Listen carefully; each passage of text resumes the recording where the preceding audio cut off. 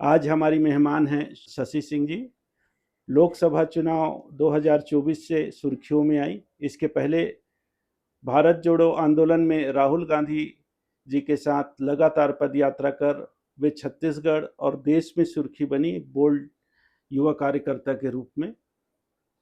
दिल्ली से राजनीति शुरू कर फिर से सरगुजा में अपना मुकाम पाने आई हैं। आज हम उनसे जानना चाहेंगे क्या है उनका उद्देश्य, कैसा रहा लोकसभा चुनाव में उनका अनुभव और भविष्य को लेकर के क्या है उनके इरादे। नमस्कार शशि जी। जी नमस्कार। राजनीति तो आपको विरासत में मिला, पिताजी राजनीति में रहे, विधायक रहे।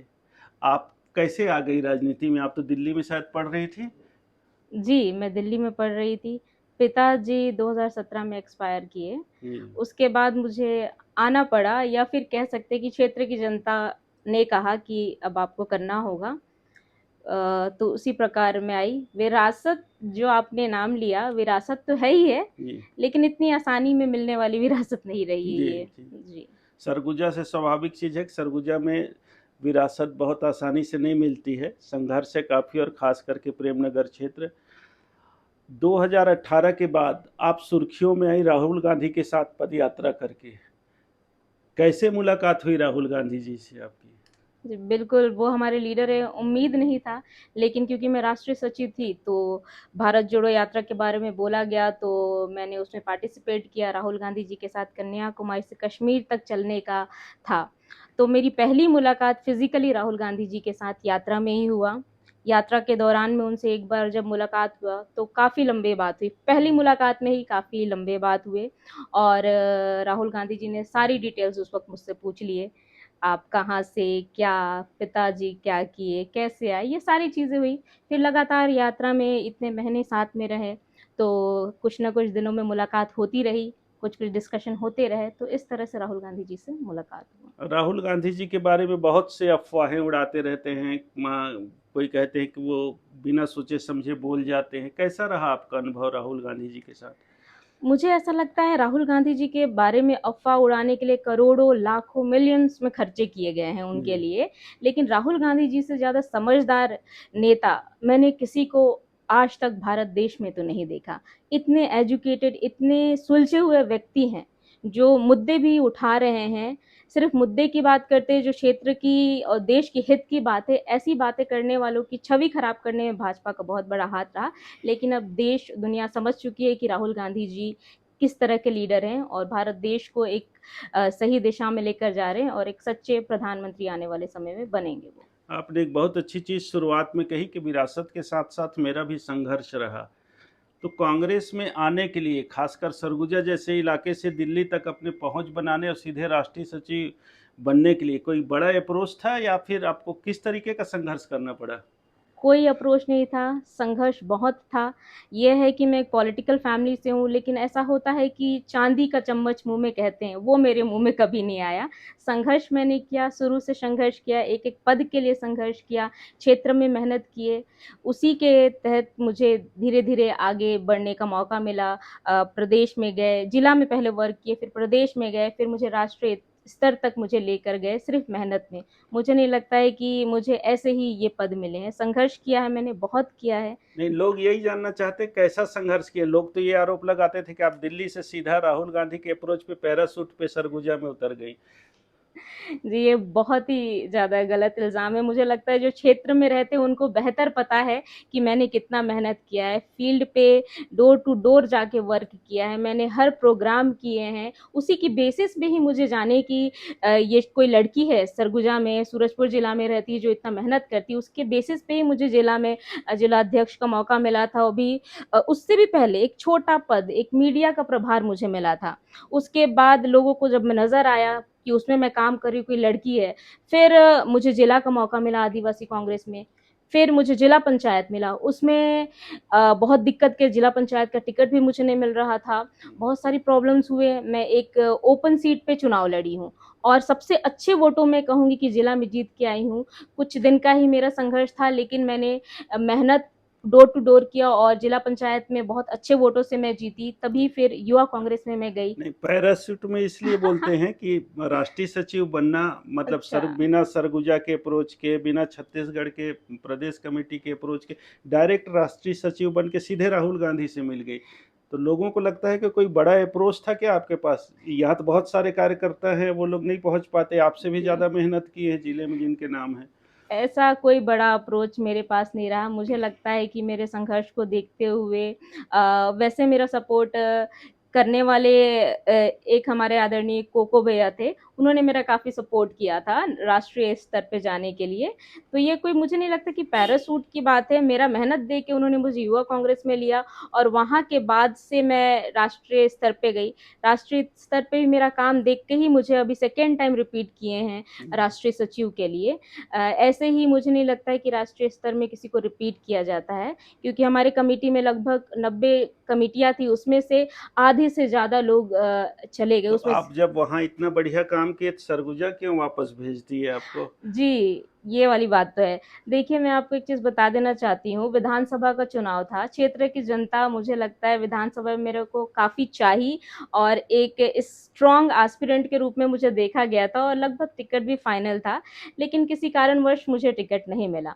तो मुझे लगता है कि राष्ट्रीय स्तर के लोगों को पता चला है कि कोई लड़की है जो बहुत स्ट्रॉन्ग थी, विधानसभा का टिकट किसी कारणवश नहीं दिया गया, जबकि सबसे अच्छा मेरा था उसमें सर्वे में। इसीलिए हो सकता है कि उन्होंने लोकसभा के लिए मुझे सोचा होगा, चुना होगा कि जब विधानसभा जीत सकती थी। लोकसभा में भी तो कांग्रेसी नाराज थे कि पैराशूट से सीधे राहुल गांधी के अप्रोच पे आ गई, बिना यहाँ से पूछे किसी से सीधे टिकट दे दी। कैसा रहा आपका अनुभव लोकसभा चुनाव में? देखिए, अगर हर पार्टी में किसी नए को आने में, लेने में, एक्सेप्ट करने में थोड़ा समय लगता है, कहीं न कहीं ये बात भी रही होगी। पर फिर भी मुझे लगता है मुझे इतना सपोर्ट किए, जनता ने बहुत सपोर्ट किया, कार्यकर्ता भी कुछ हद तक ऐसा नहीं कि सपोर्ट नहीं किए, कहा जाता है कि नहीं किए, लेकिन हो सकता है एक नई हूँ, एक युवा हूँ करके थोड़ा-मोड़ा चल जाता है, मुझे उससे कोई दिक्कत नहीं है। जनता का अपार आशीर्वाद मिला और आज एक अच्छे वोट से मैं लाई, भले मैं हार गई। लोगों ने तो कहा कि कांग्रेस वालों से ज़्यादा भाजपा वालों ने सपोर्ट किया, खास करके आपके जो सामाजिक जो वोटर थे वो जी। एकजुट हुए और बाल बाल जीतने से बच गई, या भाजपा जी। बाल बाल हारने से बच गई मोदी लहर में भी। तो कांग्रेस वालों ने ज़्यादा सपोर्ट किया कि भाजपा वालों ने ज़्यादा सपोर्ट जी, किया? इसमें कोई झूठ नहीं है, मुझे पूरा भरोसा है कि भाजपा ने भी मुझे सपोर्ट किया, सामाजिक दल ने भी सपोर्ट किया, कांग्रेस ने भी एक हद तक कहीं न कहीं थोड़ी-मोड़ी नाराज़गी के कारण कुछ लोग नहीं किए होंगे, लेकिन कांग्रेस पार्टी ने भी सपोर्ट किया है। तो मुझे लगता है सबका सपोर्ट से ही मुझे इतना वोट मिला, जीतते-जीतते हार गए और मैं ये भी कहूँगी अभी हाल ही फिलहाल में जो बात चल रही है वोट चोरी की, तो मुझे नहीं लगता है कि मैं हारी हूँ। वोट चोरी के कारण शायद ये हार का नाम आ गया है, अदरवाइज़ ये लोकसभा सीट जीता हुआ सीट था, वोट चोरी हुए होंगे, मुझे ये कारण लगता है। आपके पिताजी तो स्वर्गीय तुलेश्वर सिंह जी की कट्टर विरोधी थी रेणुका सिंह जी। क्या लोकसभा चुनाव में उनका साथ मिला आपको? देखिए, ये मैं पब्लिकली अब ऐसा नहीं कह सकती, पर मुझे लगता है काफ़ी भाजपा के नेता और लोग का भी आशीर्वाद और सपोर्ट रहा है। मैं एक-एक का नाम नहीं बोल सकती, लेकिन मुझे सपोर्ट बहुतों का रहा है। अब कांग्रेस में बहुत सारे लोगों ने विरोध किया, तो कुछ ऐसे लोग विरोध किए जिनसे आपकी काफ़ी अपेक्षा थी कि वो सपोर्ट करेंगे राहुल गांधी के नाम पे और पर्याप्त सपोर्ट नहीं कर पाए? जी, ऐसी चीज़ें हुई है जो छुपी नहीं है, इसे छुपाया भी नहीं जा सकता। कई लोग ने विरोध भी किया है, लेकिन मैंने कोशिश किया कि वो भी सपोर्ट करें, लेकिन सच्चाई क्या है ये आप सब समझते हैं। मेरी तो कोशिश रही कि सबका आशीर्वाद लेकर इस चुनाव को मैं लड़ूँ। एक सवाल इसी से और जुड़ा हुआ कि क्या कांग्रेस वाले मन से सपोर्ट करते तो शायद आप चुनाव जीत जाते? शायद इस बात को मैं मना नहीं करूँगी, शायद और दिल से अगर करते कांग्रेस वाले सपोर्ट तो इस चुनाव से कोई नहीं हरा सकता था। अच्छा, अभी रामगढ़ का आंदोलन शुरू कर रही फिर से, फिर बोल रहे हैं कि फिर बाहर से आके विरोध रामगढ़ का शुरू कर दी हैं आप। जी, बिल्कुल, इसके लिए तो हम लड़ेंगे। हसदेव जंगल सबसे बड़ा मुद्दा है और हसदेव की लड़ाई से ही इस लोकसभा में मैं इतने वोट्स लेकर आई हूँ। उसकी लड़ाई मैं आगे भी कंटिन्यू करूँगी। हसदेव का जंगल, रामगढ़ पहाड़ को बचाना ही मेरा मकसद है। एक सरगुजा की बेटी हूँ, मेरा तो है कि जब तक से जंगल को, रामगढ़ पहाड़ को नहीं बचाया, मेरी लड़ाई तो चलेगी। आपके पुराने मुख्यमंत्री जी कहते थे कि विकास अगर करना है तो कुछ तो विनाश झेलना पड़ेगा। कितना सहमत हैं आप इससे? देखिए, मैं इस बात को मानती हूँ, लेकिन जब आप लोगों का ये इल्ज़ाम भी रहता है कई भाजपाइयों का कि कांग्रेस ने कहा था, इल्ज़ाम नहीं, चलिए कांग्रेस ने शुरू किया होगा कटाई करने का, लेकिन कांग्रेस ने ही रोक लगाया था जब जनता ने विरोध किया। जब कांग्रेस ने इसको रोक लगा दिया, उसके बाद भाजपा ने जैसे ही विष्णुदेव साय जी आए, तुरंत कटाई शुरू नहीं, कर दिए। आप लोग का तो एक खदान के लिए सहमति थी, मगर दूसरे खदान की सहमति तो पूर्व मुख्यमंत्री के कार्यकाल में ही हुआ। देखिए, जो दूसरे खदान की सहमति की बात कर रहे हैं, हमने स्टे लगा दिया था, ये मैं बोल रही हूँ। भले सहमति दिया होगा, लेकिन हमने उसके लिए स्टे लगाया था। और जिस तरह से अभी एक्सटेंशन की बात जो चल रही है, बात नहीं एक्सटेंशन में जो रामगढ़ पहाड़ और 12 लाख पेड़ कटने वाले, इसकी सहमति किसने दिया है? आप ही बताइए। विष्णुदेव साय जी ने दिया है। अच्छा, हम दूसरे एंगल पे फिर से आ जाते हैं। स्वर्गीय तिलेश्वर सिंह जी एक बागी नेता माने जाते थे, मुखर नेता माने जाते थे, और उन्होंने कभी समझौता नहीं किया। सरगुजा में भी कांग्रेस से भी समझौता नहीं किया। तो आप क्या अपने पिता के नक्शे कदम पे चलेंगी? देखिए, मेरे पिताजी एक बहुत आप नेता जो बोल रहे हैं कि बहुत स्ट्रांग लीडर स्ट्रॉन्ग थे। लीडर रहे हैं, और बिल्कुल मेरे पिताजी के मैं दिशा में ही चल रही हूँ। ये नहीं बोलूँगी मेरे पिताजी ने कभी गलत किया। उन्होंने बागी का नाम जो उनको दिया गया है, मुझे लगता है एक इल्ज़ाम के तौर पे उनको लगाया गया। मेरे पिताजी एक ऐसे लीडर रहे जो किसान होते हुए भी खेतों पे नहीं जाते थे, सिर्फ़ जनता की हित की बात करते थे। तो वो किसी भी तरीके से राजनीति में रहकर जनता की सेवा करने के लिए उन्होंने एक पार्टी चेंज भी किया था, लेकिन सिर्फ जनता की सेवा के लिए चेंज किया गया था, क्योंकि उनको किसी कारणवश टिकट नहीं दिया गया था। अगर आज भी क्षेत्र की जनता और सरगुजा पिताजी के नाम पे मुझे इतना सपोर्ट किए, अगर वो एक गलत नेता होते, अगर वो बागी होते, तो शायद क्षेत्र की जनता कभी मुझे सपोर्ट नहीं करती या मेरे पिताजी के बारे में बहुत नेगेटिव बातें बोलते। लेकिन आपको भी अच्छे से पता हो, क्षेत्र की जनता सरगुजा से लेकर पूरा छत्तीसगढ़ जानता है कि तुलेश्वर सिंह जैसा नेता कोई नहीं है। आज भी कहते हैं यहाँ के बड़े बड़े लीडर्स कि उनके जैसा नेता कोई नहीं बन सकता। वो टीटीके बनाए थे, ट्राइबल टाइगर फोर्स करके, जी, टीटीएफ। तो आप भी क्या उस तरीके की संस्था बनाएंगे या उनके अधूरे सपने को पूरा करेंगे क्या यहाँ? बिल्कुल, मेरा सपना ही है मेरे पिताजी का अधूरे सपने को मैं पूरा करूँ, मैं उनके सपने को अपना समझती हूँ। आज अगर मैं राजनीति में आगे आई हूँ, तो मेरे सबसे बड़े प्रेरणा मेरे पिताजी रहे हैं, और वो जिस तरह से क्षेत्र की जनता के लिए सेवा करते थे, क्षेत्र की जनता के लिए लड़ते थे, बिल्कुल मैं उसी तरह से लड़ूँगी।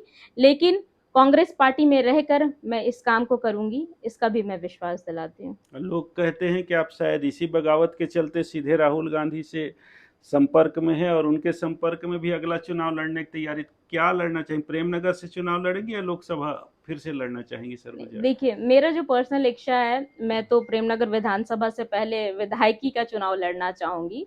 और राहुल गांधी जी शायद मुझे पसंद भी इसलिए किए हैं क्योंकि मैं लड़ती हूँ, सही मुद्दों की बातों को उठाती हूँ, किसी से डरती नहीं हूँ, और मैं कांग्रेस पार्टी की सिपाही हूँ। कांग्रेस पार्टी जो कहेगी, उसी हिसाब से मैं चलूँगी। लेकिन मुझे पूरा भरोसा और मेरा उम्मीद है कि एक बार प्रेमनगर विधानसभा से मैं विधायक बनूं, और आने वाले समय में जो भी निर्णय लोकसभा या जो भी रहे, उसके बारे में मैं कुछ कह नहीं सकती हूँ। आपको टिकट किसने दिया था, राहुल गांधी ने या फिर लोकल लोगों ने? जी बिल्कुल, राहुल गांधी जी ने टिकट दिया था। लोकल लोगों का भी सपोर्ट रहा है, ऐसा नहीं है। मुझे लगता है संगठन ने सोच समझ के ये टिकट दिया है, लेकिन मैं ज़्यादा राहुल गांधी जी का नाम लूँगी। लोकल लीडर्स का भी सपोर्ट रहा है कहीं न कहीं। तो जैसा लोकसभा चुनाव में आपका सपोर्ट किया, वैसा फिर से अपेक्षा कर रहे हैं कि उसी तरीके से सपोर्ट करें, या मजबूती से सपोर्ट करेंगे वो? हाँ। अब देखिए, ये तो उन पर डिपेंड करता है। मैं तो उम्मीद करती हूँ कि वो सपोर्ट करें, जिस तरह से लोकसभा में किए, उस तरह आने वाले चुनाव में भी मेरा सपोर्ट करें। मेरा तो यही उम्मीद है। मेरा कोशिश रहेगा उनको मनाकर, समझाकर, उनके साथ रहकर आगे चलूँ। जी, बहुत बहुत धन्यवाद।